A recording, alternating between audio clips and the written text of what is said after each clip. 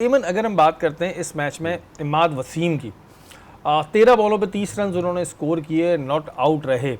अब अभी क्योंकि उन्होंने किया था तो कुछ लोग डिस्कशन में कह रहे थे कि जो इमाद को टीम में दोबारा सोचना चाहिए, तो आप समझती हैं कि उनकी जगह बननी चाहिए दोबारा? देखिए, मैं समझती हूँ कि उनकी डेफिनेटली जगह बनती है। इनफैक्ट जब वो पहले ड्रॉप हुए थे उस वक्त भी मुझे लगता है कि उस वक्त उनकी जो इकोनॉमी थी ओडीआई और टी20 की, वो उनके ड्रॉप होने को जस्टिफाई नहीं कर रही थी। अफगानिस्तान के अगेंस्ट उन्होंने हमें एक मैच जितवा के दिया था, अपनी बैटिंग से उसको फिनिश किया था। और आज भी उनका जो टेम्परामेंट था ना बैटिंग के वक्त, वो ऐसा लग रहा था कि आज ये मैच ये फिनिश करके जाएंगे, क्योंकि उसके पीछे उनका एक्सपीरियंस था, उनका होमवर्क था। जितने वो कंटेंटेड नज़र आ रहे थे और जो उन्होंने स्ट्रोक्स खेले बहुत ही ज़बरदस्त खेले। मुश्किल विकेट थी, उस पर बॉलिंग आज उनको नया बॉल मिला, वहाँ पर थोड़ी सी और अच्छी करनी चाहिए थी। लेकिन ओवरऑल जब से वो पावर प्ले में आए हैं उनकी बहुत इंप्रूव्ड हमें बॉलिंग नज़र आई है। तो इमाद एक अच्छा प्रोस्पेक्ट है, क्योंकि हमें ये देखना है कि शादाब खान भी स्ट्रगल करके वापस आए हैं। हाँ। ठीक है, उनका नाम है कि आप कैम में लेकर आएंगे, बट इमाद वसीम को भी आप ये चांस दे सकते हैं। अच्छा, व्हाट अबाउट उसामा मीर? आज अगर हम उसामा मीर की बॉलिंग देखते हैं, हम डिस्कस कर रहे थे, आज बहुत एक्सपेंसिव 17 के उस पर रहे हैं वो, 4 ओवर्स में उन्होंने 68 रन स्कोर दिए, तो उसामा कहीं शेकी हो रहे हैं? बिल्कुल, उसामा ने देखें जो पहला ओवर किया उसमें उनको अच्छे बॉल पे भी शॉट्स लगे। ऑब्वियसली मनरो उनको खेल रहे थे, लेफ्ट हैंड थे, उनके रडार में उनकी बॉलिंग आ गई।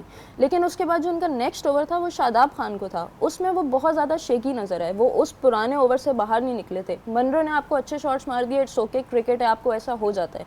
लेकिन आपने प्रेशर इतना ज़्यादा ले लिया कि उसके बाद उनको अपनी लाइन और लेंथ नहीं मिली। तो यहाँ पर मुझे लगता है कि उनको अपने प्रेशर पर काम करना पड़ेगा। हाँ, क्योंकि अभी और ज़रूरत हो, हम कहते हैं ना कि एक्सपीरियंस क्या होता है, ये सब चीज़ें क्या होती हैं, ये चीज़ होती है। नसीम भाई, दूसरा मैच अगर कोयटा ग्लैडिएटर और कोयटा ग्लैडिएटर, देखिए इस मैच की मैं छोटा सा अब आपको इस पे सम अप करके ज़रूर जाऊंगा। जो अभी आपने बात की थी, इमाद वसीम ने आज जो यूटिलिटी शो की, देखिए आज अगर उसामा को रन्स पड़े तो आज शादाब को भी रन्स पड़े। शादाब ने भी 52 रन दिए 4 ओवरों में, कोई आउट नहीं किया। ये पिच ही ऐसी थी कि यहाँ पर बॉलर के लिए बहुत कुछ मौजूद नहीं था। लेकिन इमाद वसीम ने आज जो मैच फिनिश किया है, जिस अंदाज से फिनिश किया है, वो बहुत ही ज़बरदस्त था। और ये काउंट करना चाहिए हमें। हम क्या रहे हैं, मैच फिनिशर चाहिए। आज शाहीन शाह अफरीदी 14 रन थे, आपको बचाने चाहिए थे, और हम उम्मीद करेंगे आप आगे ये बचाएंगे। लेकिन आप जो चौके उन्हें 2 सऊद शकील ने लगाए, तो कहने का मकसद है मैच विनर इंपॉर्टेंट है, कि मैच फिनिश कौन कर रहा है ये बहुत तो आप इस रिकमेंडेशन में हैं कि इमाद को टीम में सोचना चाहिए न्यूजीलैंड की सीरीज या टी20 वर्ल्ड कप में? शरी भाई, लास्ट जो कैरेबियन प्रीमियर लीग हुई थी उसके टॉप परफॉर्मर्स में इमाद भी थे, उसमें साइम अयूब भी थे, उसमें आजम खान भी थे। इनकी परफॉर्मेंस कैरेबियन प्रीमियर लीग में वेस्ट इंडीज़ में जहाँ वर्ल्ड कप होना है वो बहुत शानदार थी।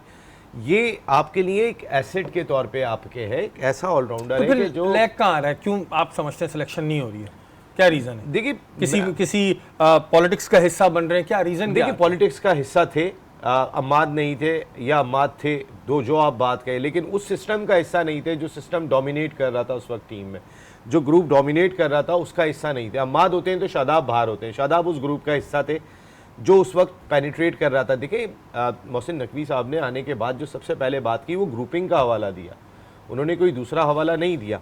और मेरिट फॉर मेरिट, सिर्फ और सिर्फ एक चीज़ को फोकस। बिल्कुल जी, मोहसिन नकवी साहब, आपने मेरिट की बात की थी, तो बिल्कुल इस चीज़ को भी देखना चाहिए कि अम्माद ज़ाया ना हो, एक एसेट है हमारा, और अगर ये ज़ाया होगा तो इस तरह और भी पता नहीं कितने जो है वो डीमोटिवेट होंगे।